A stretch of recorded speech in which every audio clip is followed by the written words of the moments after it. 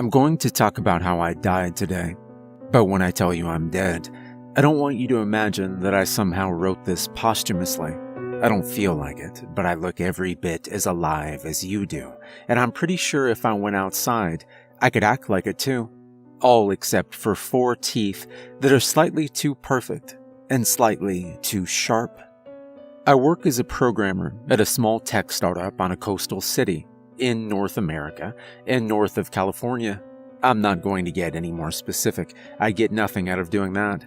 In fact, it could make my life even worse. It's not a cozy job, with tight deadlines and nights spent drinking with the team when I don't want to, but it pays well for the hours I work, and it's what I do. Besides my job, though, I don't have a lot of ties here or anywhere. My parents live halfway across the world, and I've gotten more and more distant with them since I finished school. The same is true for all the friends I made back then, and most of the friends I made playing tabletop games or Go.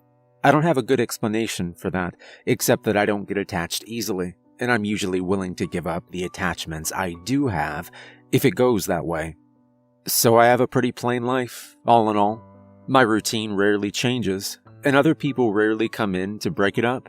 I get up, go to work, and come back with just a few bright spots to make the process of keeping myself afloat worth it. When it gets late, I play whatever studios are pushing or online games of Go, maybe read a book, and head to bed. I barely have a footprint in the digital world, and I don't even have that in the real world. In hindsight, I think my killer knew all of that. There's a few reasons I think that.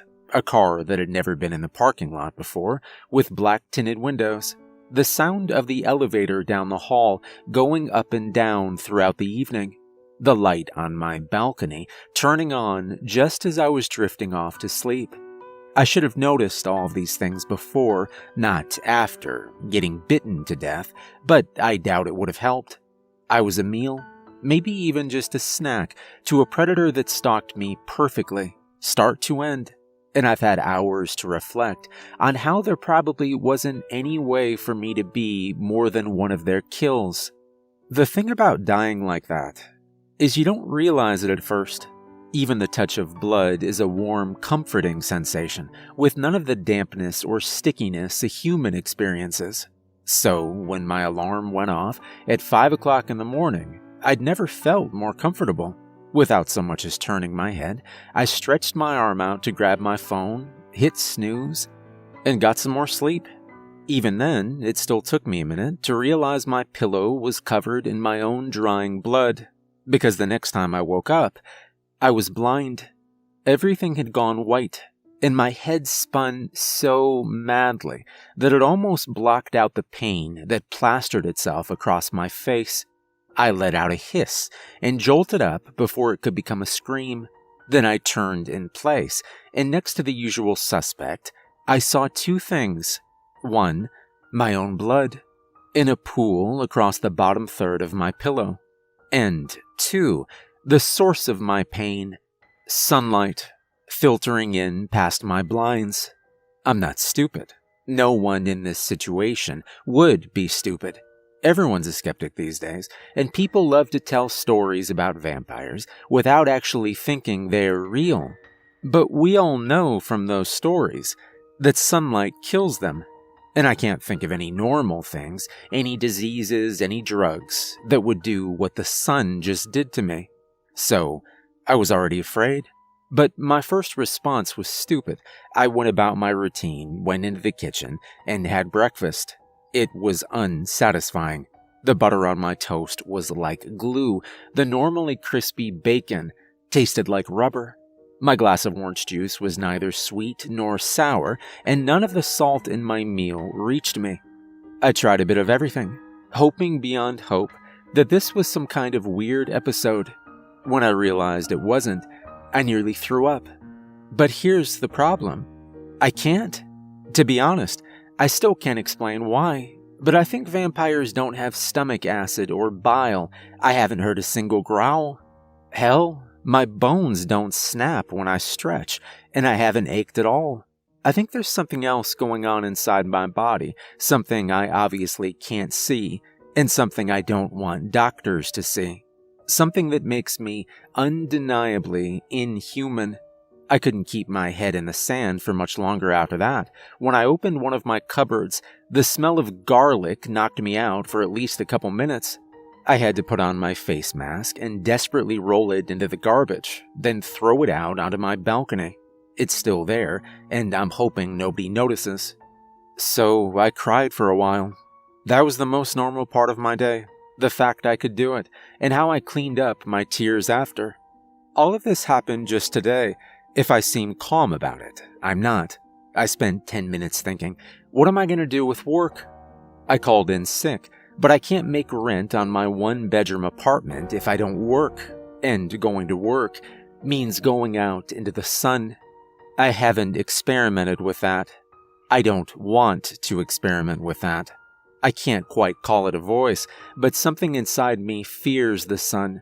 It tells me that I should live only under the cover of night, that I should embrace its cool air and listen to the howls of wolves as if they were music, that the light of the moon is all I need, and even then, it's just as much an advantage for my prey.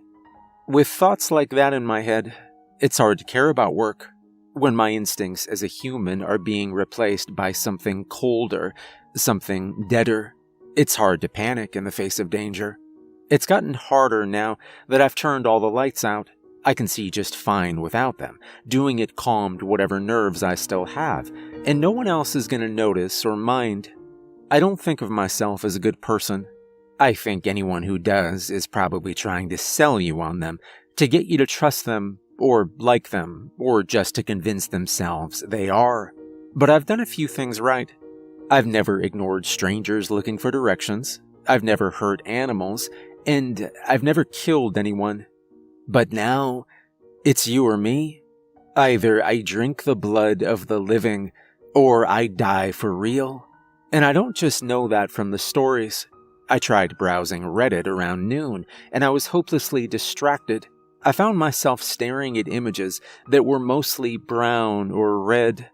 I caught myself, and on occasion, I bit into my lower lip just so that I could lap up my own blood. But it's only made me hungrier, and my body colder and quieter. I don't want to kill anyone, even if I find a victim, even if I find someone as loosely attached to the rest of the world as me.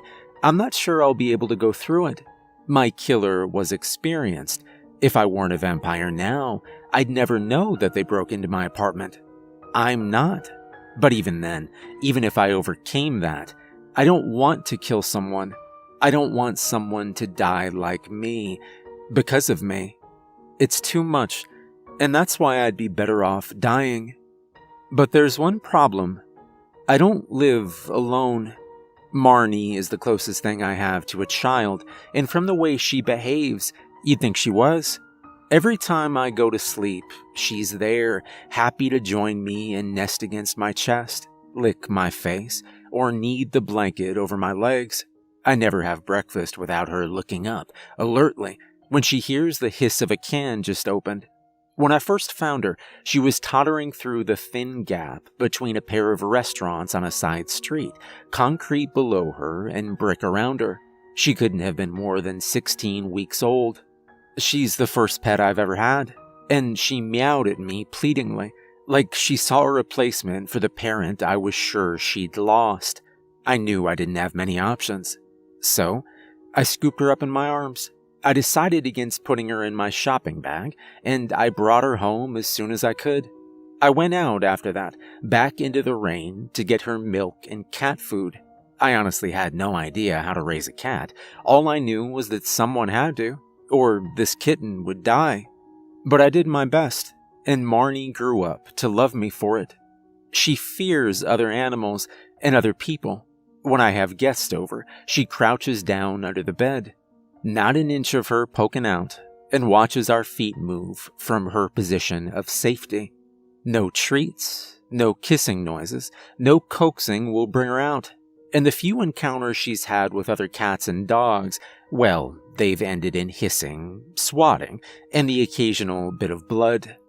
Marnie is my life companion, and I know that if I went away, she'd be devastated.